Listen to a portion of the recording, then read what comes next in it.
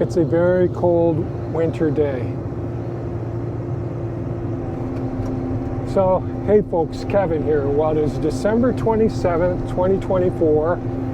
I'm in Elon, the Takushi TB290 excavator.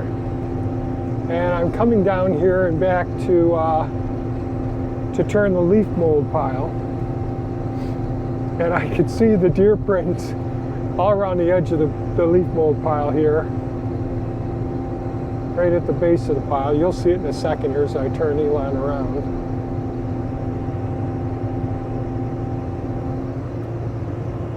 So right there, directly in front of us at the base of the pile, where we throw a lot of the produce and grain and all that gets incorporated, composted with the leaf mold pile.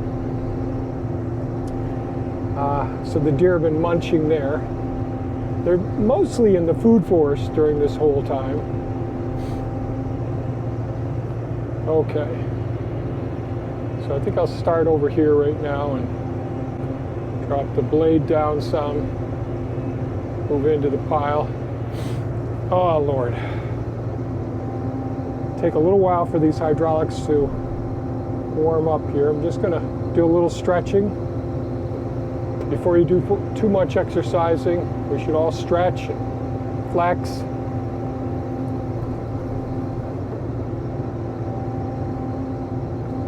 Just doing that first. Okay, enough of the exercise. So it's been just over a week, I think, since I turned the leaf mold pile here. And so we'll see how things are progressing here.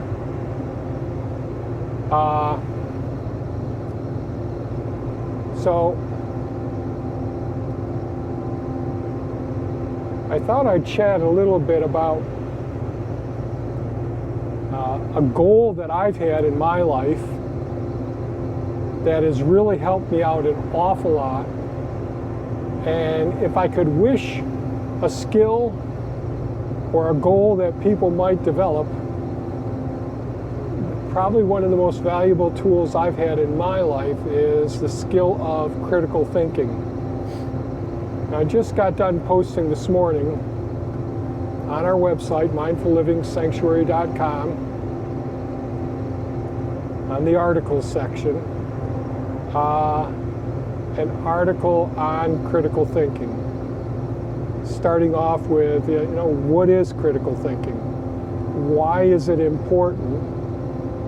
And the who, what, where, when, why, and how. When you're addressing a topic, that's what I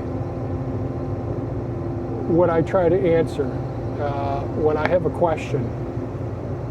And critical thinking is one of those skills, and it's more than a skill, it's a mindset.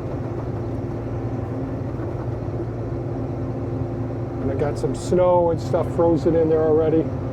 Get that nice, hot, moist leaf mold compost material here in there, and then you got the frozen snow on the outside. It's all freezing here.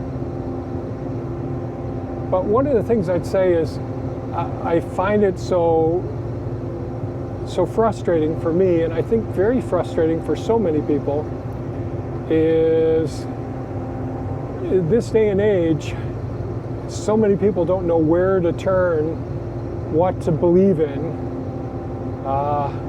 because we're inundated constantly by a barrage of conflicting information from various sources. We're getting people's opinions instead of, facts, whether it's historical information or whatnot. And we've become so polarized as a nation, and I think it makes us very weak and very vulnerable, our degree of polarization that we're in right now. And have we been very polarized in the past? Yes, absolutely. The Civil War, certainly a tremendous time when we were very polarized as a nation. With slavery, certainly we were polarized during the Revolution. So many people wanted us to remain loyal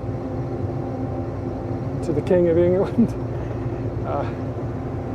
So it's not unusual that we become very polarized, but it's an opportunity for us to study, I guess, is the way to look at it. And, you know, becoming a critical thinker is not an innate, it's not natural born. You aren't born with the ability to think critically.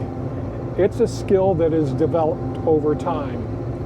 And as you start to appreciate the power of this skill, being able to differentiate facts from fiction,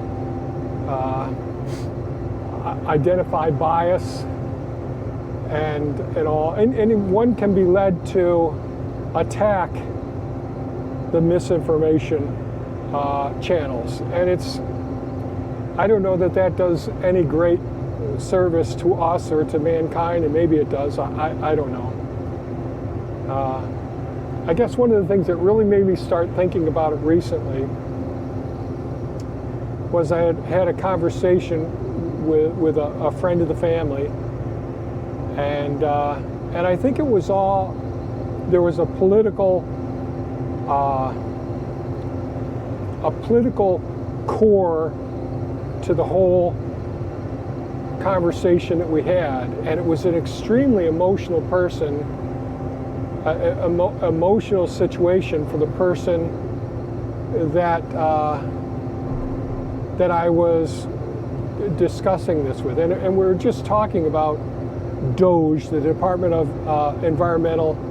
Department of Government Efficiency, that Elon Musk and Vivek Ramaswamy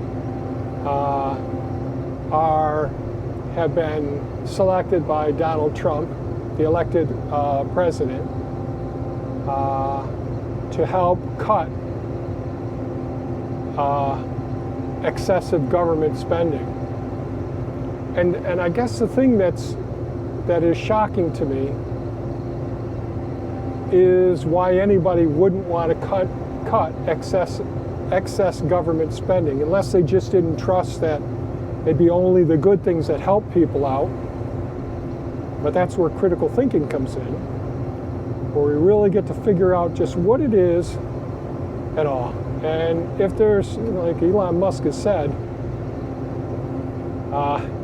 just like with his companies, if they eliminate something or a department that's beneficial or regulations that's beneficial, they just get re-implemented. And certainly Vivek and Elon don't have any government authority other than as an advisory group. And having advisors that have run successful companies for years and outperform what our government agencies have done, which has been lots of wasteful spending, like printing money like there's no end to it. Well, anyway, so I know some people will look at this or hear me saying this and think, my God, he's a huge Trump fan, or he's a right-winger. I've been a Democrat almost my entire life, and I'm still a Democrat, but I'm not voting for. I did not vote for Democrats in this last election, and it's because I thought critically about what were the main points, what were the policies that were proposed. And for anyone who doesn't think that our government is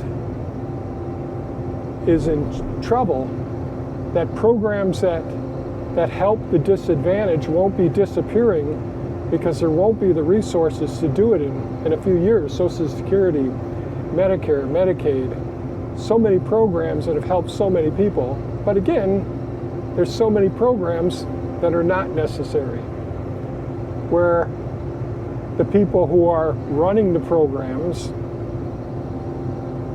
are making a great deal of money. And I would say an example, I didn't know I'd be talking about this stuff, would be Elon Musk discussing some of the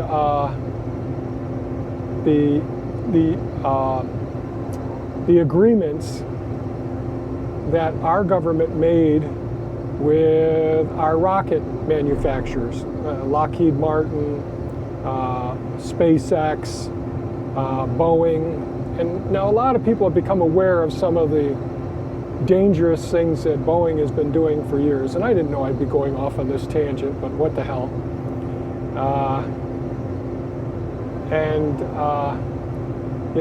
Their cost plus programs. So in other words, if the government says, okay, you've got $4 billion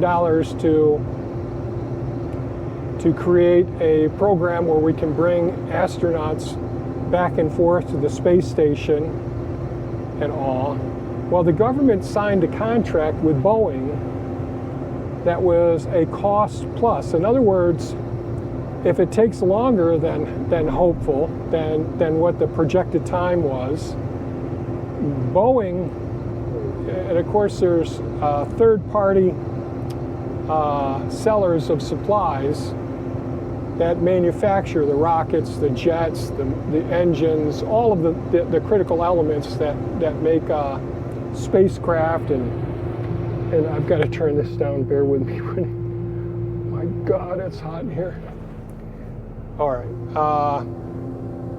But where the difference is, when SpaceX made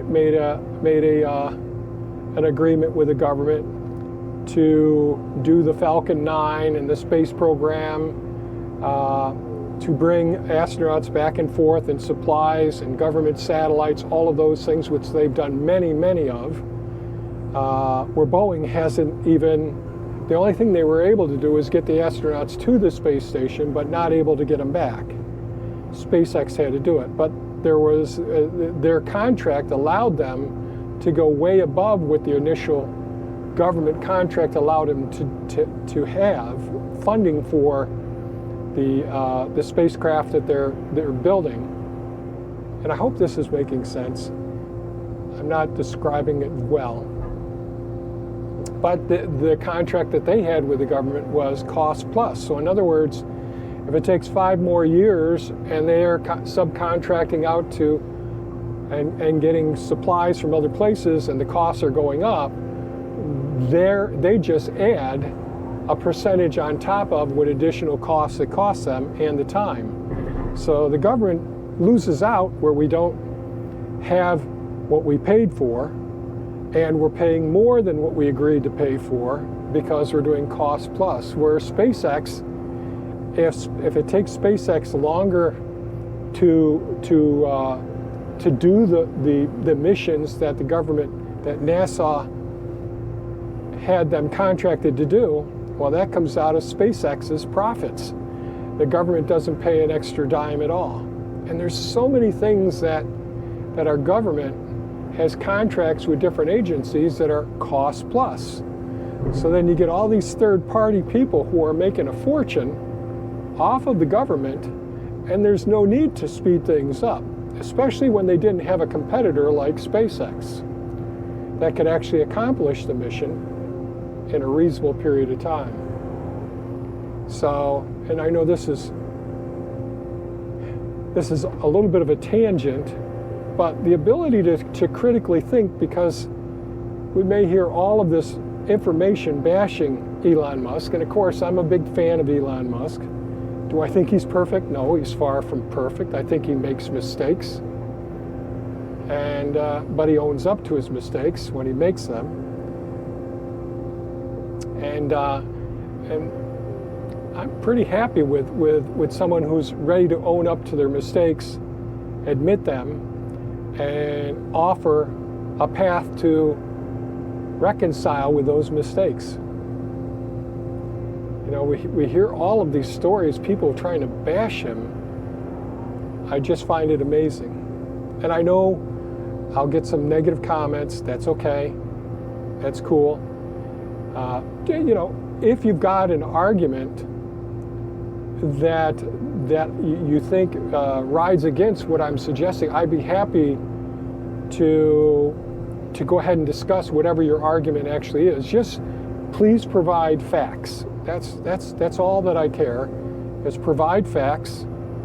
Can I be wrong about something? Absolutely. My whole life I've been wrong about things many, many times. And as I've mentioned before, fear, pain, and failure are learning opportunities.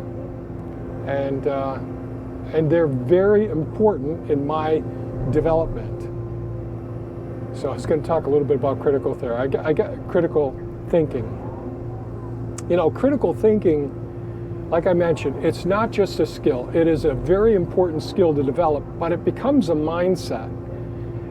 As you practice it more and more, critical thinking, with the hopes of gaining greater understanding, so that you're not feeling dumb with a subject matter, and you're just not accepting information that people give you based on blind trust because they're an authority figure, or because they're a family member, or because they're an expert in one area but not an expert in the area that they're discussing. Yeah, I understand that. I've been a victim of that way of thinking many times in the past. An example of one of the things, as a trained medical specialist, when the head of of our CDC, World Health Organization, National Institute of Health, all of these organizations, and Dr. Fauci, one of the most revered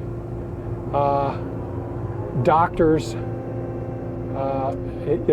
in my lifetime, who I've never met, and I never read any of his papers, but based on his reputation, I believed a lot of the things that he was saying during COVID that were completely false.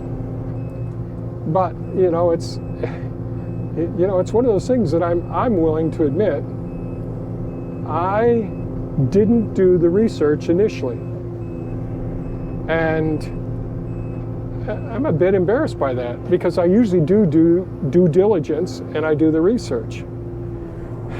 I wouldn't be nearly as successful as I have been in life if I hadn't really tried to tease out the facts instead of the misinformation that was being disseminated on multiple channels. And so that's a shame. That's a mistake on my part. And if I had it to do over again, I'd be standing up and talking about the fallacies of the information that was being disseminated.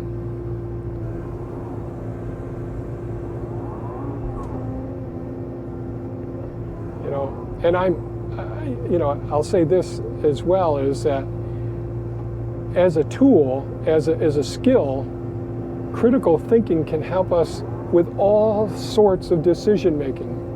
Your financial decisions, your educational decisions you make, family decisions, really taking the time to investigate, sit down and really examine all of the information available with the options. It isn't just looking at the options and saying, okay, there's this many positives and this many negatives with every decision we make as a spouse, as a parent, with education. I mean, our educational system right now is, well, it's concerning me a great deal. My undergraduate and graduate work that I did was absolutely essential for me to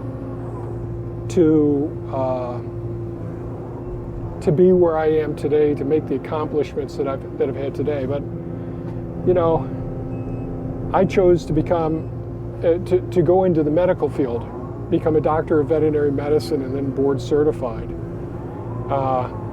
It's not something that I would choose to do now if I was a young man, because currently it's more about money, and it's about the big corporations buying up the small practices. It's a different world. You know, the media is a different world now. It's all opinions. And they have an agenda. And I'm not saying all media. I mean, I think podcasts are a better resource for getting information than going to the major networks, which now it's a lot of cable news. But it used to be ABC, NBC, and CBS when I was young, and there was misinformation there. Got us into wars. These wars, man, the misinformation, the things that were told to us about getting us into these wars,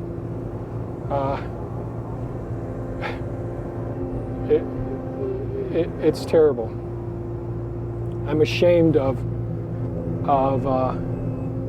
the people who have pushed us to go into these wars, not just for American citizens who went off to fight and died or were wounded and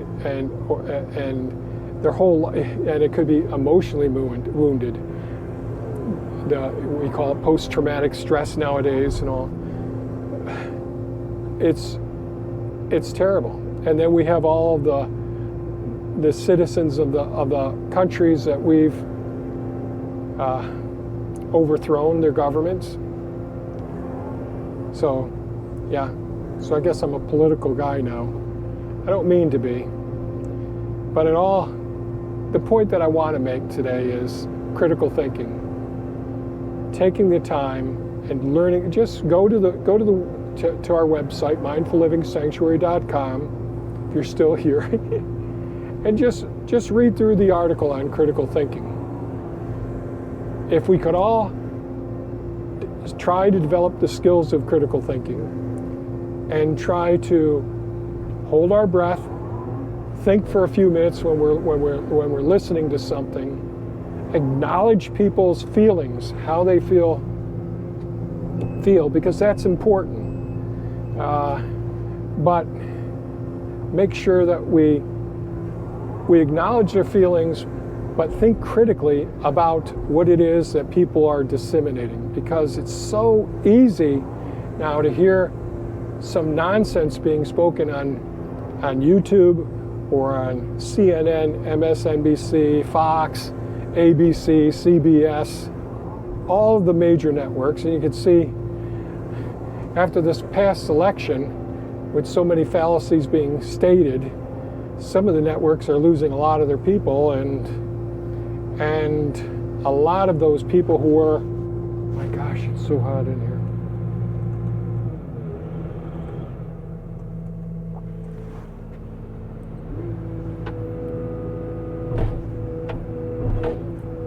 So I think the leaf mold pile is looking pretty good now.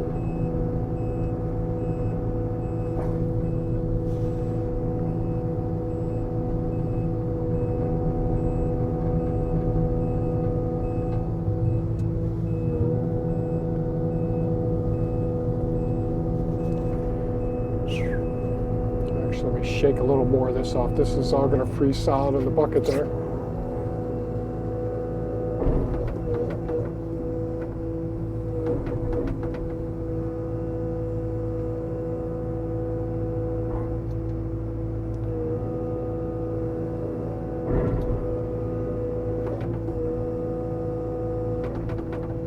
Well, things aren't, the hydraulics are warmed up, but it's not as warm and smooth as I'd love it to be. So go park this up by the sugar shack. These cold days are tough on starting these pieces of equipment. I had to charge the battery again before firing this up. So, like I say, critical thinking, it's something that we all could really spend some time developing our critical thinking skills and putting them into practice, because it can help us in all different aspects of life. Really be helpful. And it'd help us to, I think, be able to sort through emotional and challenging situations that we're presented with, and help us to accept there's people who are going to believe and think things differently than us, and hopefully we can accept those differences and recognize what are the best sources of gathering information as possible. With medical things, using PubMed or Medline, and you can get to that by, even though now there are new search engines like ChatGPT that's got a search engine, and I planned on trying to use that as well. But if I use Google, I always use Google Scholar. So on Google, you just type in Scholar, and then it'll bring up Google Scholar. Then you can research, what are the causes of diabetes 2, or whatever it may be, or any of the medications, those sorts of things. So, it's pretty good. Then there's another program called Hippocrates. That's a great tool for clinicians. I used it for many years, still use it. I think I'll put it down this way again. Okay.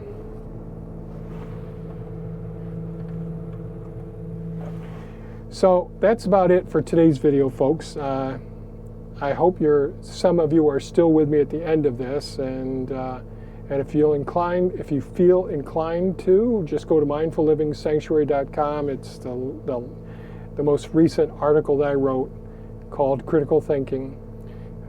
It's the who, what, where, when, why, and how. The questions that I always try to ask with everything that I'm curious about. And so it's just a brief article, just going over some of the highlights and some of the ways that we can learn to be a better critical thinker, and all. And I'd be very interested in comments that you leave. I know this isn't my typical sort of thing, but hey, I thought this would be just story time to share a thought with you, because I'm very concerned about the lack of critical thinking that people are employing nowadays, and it's just becoming ridiculous. Anyways, that's it for today's video, folks. I hope you all stay safe, take good care of yourselves, and we'll see you on the next one. Bye-bye now.